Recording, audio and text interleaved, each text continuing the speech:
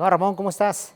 ¿Qué tal, amigo? Excelente. ¿Tú qué tal? De todo dar también. Fíjate que estábamos haciendo una reseña de los últimos veces que nos toca tomar clientes nuevos, cómo sus financieros no reflejan lo que ellos quisieran ver para la toma de decisiones, que tú eres un experto en ese tema de poder apoyar a las empresas, y los controles internos que manejan, lógicamente por no tener esas políticas, perjudican y dañan a las empresas. En tu expertise, ¿cómo lo has visto o qué te ha tocado recibir, analizar y que de repente puedan mejorar estos empresarios? Sí, claro. Pues mira, Aparicio, en mi experiencia, cuando era auditor de tiempo completo 24/7. Sigue siendo auditor. Sigo siendo auditor, tienes toda la razón, pero cada vez hago menos auditorías, ¿no? Llegabas a los financieros y les corregías los problemas, les corregías los errores. Y al año siguiente sucedían los mismos errores. Y al año siguiente sucedían los mismos errores. Y así toda la vida. Y decías, oye, corrígelo. Pero el contador no podía hacerlo todo, ¿no? ¿Y eso es por una falta de política o es por desconocimiento del asesor o del contador o por qué se da ese tipo de Es una cosas? combinación de muchas cosas, pero el principal es que el proceso, el paso 1, está equivocado o está mal o viene mal. Entonces, si el proceso viene mal, sin duda va a aterrizar mal al registro contable, ¿no? Pero eso no se da cuenta el contador. Ya le llega o incompleto o incorrecto y no se da cuenta. Entonces, tú llegas a corregirlo y lo corriges allá y nunca corrigen el proceso.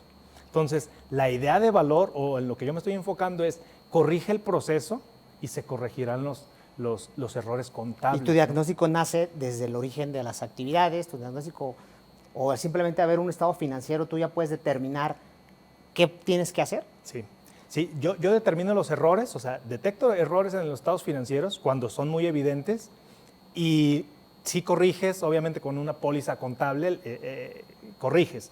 Y te vas hacia atrás al proceso y detectas la falla. Y en el proceso dices, si no se modifica este proceso, ya sea en el software o en el propio flujograma o el mapa del proceso, perpetuarás el error todo el tiempo. Hablas de un software. Sabemos que no puede haber un software a la medida porque lógicamente cada actividad o cada contribuyente pues, son cosas diferentes y no porque vendas lo mismo significa que lo realices de la misma forma. ¿No? ¿Has tenido experiencias de un software que sea de una manera más práctico, económico, que a veces el empresario lo busca de esa forma? No hay el software ideal, como bien lo dices, pero ahorita, a partir del 2014 que empezó la cuenta electrónica con ese boom que puso el SAT, se desarrollaron muchísimos software mexicanos que son buenos, bonitos, baratos y sobre todo en la nube, exactamente, que te cobran una renta mensual por usuario muy barato, como 300, 350 pesos, pero lo más importante no es cuál software, sino el que se adapte mejor a tu negocio y no al revés, porque muchas veces el vendedor de software... Te estás adaptando a lo que te venden. Exactamente, te adaptas a la cajita de cartón que te venden y no es así, es al revés. ¿Cuál es el que es suficientemente flexible para que haga lo que tu operación hace? Y muchas veces sale muchísimo más caro, ¿no? Por obvias razones, porque esos parches de configuraciones y de procesos pues no lo te permiten. Exactamente. ¿Cómo arrancas con un prospecto? ¿Cómo lo haces para que entonces tu metodología de trabajo dé resultados? Y si te atreverías a poder garantizarlo, el que si cumple las reglas, las normas, el proceso, logra el éxito del empresario en tema de su control interno, evitando la merma quizá de mercancía, evitando el tema incluso de fraude en tema financiero. ¿Cómo lo arrancas tú y cómo lo iniciarías o cómo le sugerirías al contribuyente o en este caso a los empresarios? Mira, muchos clientes o prospectos de clientes llegan por eso. Creo que me están robando y voy a poner cámaras de seguridad en el inventario, ¿no? Que no creo que ayude bastante, pues. No ayuda o limita el problema, ¿no? Nada más. La otra es, mi contador se tarda demasiado en entregarme los estados financieros. ¿Por qué? Porque es captura manual 100%, ¿no? Y son toneladas de información. Entonces ahí es un claro prospecto para mí para desarrollar un proyecto de automatización. ¿Dónde empiezo? Desde cuál es tu organigrama y cómo empata tu organigrama con los procesos. Si el organigrama está completo para los procesos y viceversa, ya, primer paso, vamos bien. Si es al revés, si el organigrama no está acorde a tus procesos, van a suceder dos cosas. Una falta de segregación de funciones, es decir, que una persona haga muchas cosas. Así es. O que haya huecos de poder, que nadie haga nada. Y el colmo es que normalmente el empresario es el todólogo, ¿no? El dueño del negocio. La típica. El director general hace bancos, hace compras y muchas veces le mueve al almacén, ¿no? Va por producto al almacén. Nosotros hace poquito platicamos en un webinar que tuvimos el tema del compliance. Va por ese lado el tema del control interno, ¿no? Sí, y nosotros decíamos que cualquier empresa, desde micro, pequeña, mediana o gran empresa, puede implementarlo y no necesita tener un costo adicional.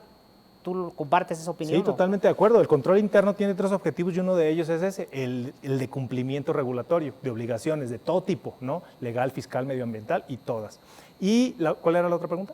Que si estabas de acuerdo en que cualquier empresa lo puede hacer, Por pues no supuesto. necesitas tener un presupuesto abismal. La típica de los empresarios es, ay Ramón, pero me estás hablando de una empresa AAA con 10 personas en administrativo, Exacto. con un presupuesto, y no. O sea, tú necesitas mínimo 3 personas en lo administrativo y en la operación para controlar tu negocio con un control interno adecuado. Okay. ¿Cómo manejas tu equipo de trabajo? ¿En el diagnóstico? ¿Interfieres tú? ¿Hay más personas?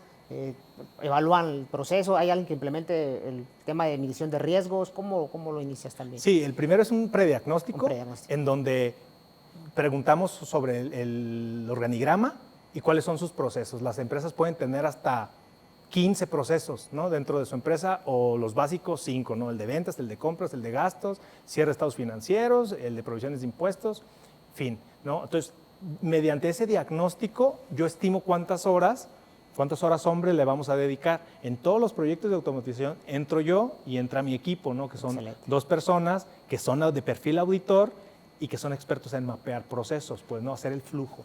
Va más de 2 veces que mencionas organigrama. ¿Por qué es tan importante un organigrama que muchas veces las empresas no lo manejan, no lo tienen, y simplemente hay, o sea, quién hace contabilidad y quién opera, y no tienen un tema del organigrama para el efecto de las obligaciones de cada colaborador, ¿no? Sí. Desde el organigrama te va o desarrollando un buen proceso, o te lo va enredando o te lo va entorpeciendo. Me explico. En el proceso de ventas, tú empiezas con un proceso en la empresa que sea, desde la cotización, y luego se hace una orden de venta, y luego se hace una remisión o salida de almacén, y entonces puedes facturar y luego cobrar. Son 5 pasitos. Oye, no tengo los departamentos o lo suficiente personas que hacen las empresas, ¿sabes qué? Dile a la chava, a mi asistente, que facture, y también que remisione, y que también que cotice, y también, y todo que lo haga manual. Entonces hace un mismo documento 4 veces, ¿sí? Y entonces al de inventarios le dice, oye, ¿por qué no te cuadra el inventario? Pues no sé, sacan y meten del sistema, y acá no sale, o acá sale diferente. Entonces, ese tipo de organigrama que no está acorde al proceso, ahí empiezan a haber choques. Lo importante es la educación del empresario o dueño de negocio que nos ha tocado en la experiencia, y por ahí creo que recuerdo un caso común que vimos, donde las ventas se van, la típica de no quiero factura, y se van por fuera, y no puedes hacer de baja tu inventario porque no hay una salida, ¿no? O sea, ese tipo de cosas tan absurdas suceden y son una realidad, ¿no? ¿Sí? ¿Ese proceso lo evitaría? Sí, claro. O sea, no puedo facturar, más bien, no puede haber una salida de almacén si no te facturo. Si no hay factura, no hay salida de almacén. Entonces, si no quiere factura el cliente, a mí no me debería de importar. No quieres factura, pero yo voy a hacer una factura porque si no, no hay salida de almacén. O esa salida de almacén no tendría factura. Y ahí me sonarían los focos rojos en mi control interno. Okay. Fíjate que platicábamos y lo decimos mucho en el tema fiscal, todos esos amarres que la autoridad tiene, hablando de contabilidad electrónica, hablando del tema de inventario, salidas, facturación o ventas no declaradas, en un momento dado las facultades de comprobación podrían poner muchísimo riesgo al empresario, ¿no? Al ver que no está de baja el inventario, ya está vendido, ingresos no acumulables. Exacto. En un proceso ya de la A a la Z que realizas en tu expertise, ¿cuál es el tiempo indicado como para que la maquinaria esté engrasadita y funcione correctamente? Mira, yo lo que propongo siempre son 2 meses en la implementación de los procesos, porque tienes que agarrar a todo el personal proceso por proceso, e irlo guiando. Son 2 meses, y luego otros 4 meses de irlo a revisar y hacerle auditorías de sus procesos, ¿no? Cada semana un proceso, cada semana un proceso, cada semana un proceso, hasta que se acostumbren los usuarios a hacerlo como dice el proceso, a que si hay excepciones en ese proceso, apliques la política, y a que rindas cuentas de tu proceso, ¿no? Cada final de mes, y digas, el estado de resultados depende de mí en este punto, en ventas, en costo de ventas, en gastos, etcétera, etcétera, y aprendas a rendir cuentas. Entonces, no solo es poner el control interno, sino también que se enseñe la operación o el personal clave a rendirle cuentas. ¿A quién? Al director, ¿no? Entonces, son 6 meses que los llevo enseñando procesos, control interno y luego rendición de cuentas, para que entonces sí la empresa aprenda a mover su estado de resultados desde los procesos, no desde el contador.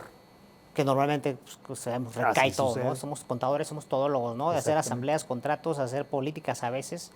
mencionabas el tema de que cada quien haga su trabajo, te metes a la descripción de puestos, te metes al tema de factor humano, te metes a hacer ese detalle también de cada colaborador, entonces. Hasta el descriptivo de puestos no, Ok. pero sí los ayudo. O sea, yo les digo, tienes que generar un organigrama y ese organigrama implica una descripción de puestos.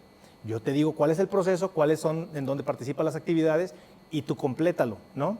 Pero sin eso, pues te cuesta trabajo hacer un descriptivo de puestos porque no entiendes cuánto hace de proceso esa persona, ¿no? Y ya que tienes todo ese análisis y diagnóstico, implementas una automatización de la cual te he oído bastantes veces. Sí. Y como contador a veces pues pensamos que es nada más, hablando contablemente, el que yo hago una descarga masiva del SAT y ya codifiqué, ¿no? O sea, no es solamente eso, ¿no? No, más bien, de hecho, no es eso. O sea, descargar los FDIs automáticamente del SAT no es una automatización. Es igual capturar, como se venía haciendo antes, capturar todas las pólizas manual, simplemente ya las descargas, pero es lo mismo. Ok. ¿Qué es lo que yo digo en la automatización? Es el proceso te va a llevar al registro contable. Cuando haces la factura, hace el registro contable. Cuando sale del almacén o hace la remisión, es el registro del costo de ventas. Cuando generas una compra, pues se registra el gasto. Entonces, el contador va a dejar de capturar pólizas. Tú me vas a decir, oye, ¿y va a desaparecer el contador? No va a desaparecer si se dedica a conciliar, ¿no? Que todo lo de facturación esté registrado en el módulo contable y que todo esté timbrado en el SAT. Igual con las compras, igual con las salidas de almacén, que todas las salidas de almacén hayan sido facturadas y hayan sido entregadas al cliente, al cliente final. Coincido. Esa es la parte del contador. Coincido mucho contigo, la profesión del contador no creo que desaparezca por lo pronto, dado a que somos la parte fina de la conclusión contable, hablando de normas, información financiera, hablando fiscalmente, o sea, somos el punto fino, ¿no? ¿Cómo invitarías a estos empresarios a que se atrevan a hacer un autodiagnóstico y que acepten sus debilidades para que puedan acercarse a personas como tú? Claro, mira, yo como el punto de convencimiento es, director o dueño, deja de operar, ¿no? Porque me encuentro a que se la pasan todos los días haciendo pagos. Sí. De verdad, esa es tu función hay un como amigo ahí director, que... haciendo pagos. Entonces, lo que yo les prometo es, con esta automatización, número uno, vas a dejar de trabajar. Te vas a dedicar a dirigir, ¿no? A que tu visión de negocio la desarrolle en tu equipo de trabajo y que tu equipo de trabajo te rinda resultados, no cada mes, no con los estados financieros. Es correcto. Porque te rinde estados financieros el contador y lo regañas, porque no es cierto, porque no se parece a la operación.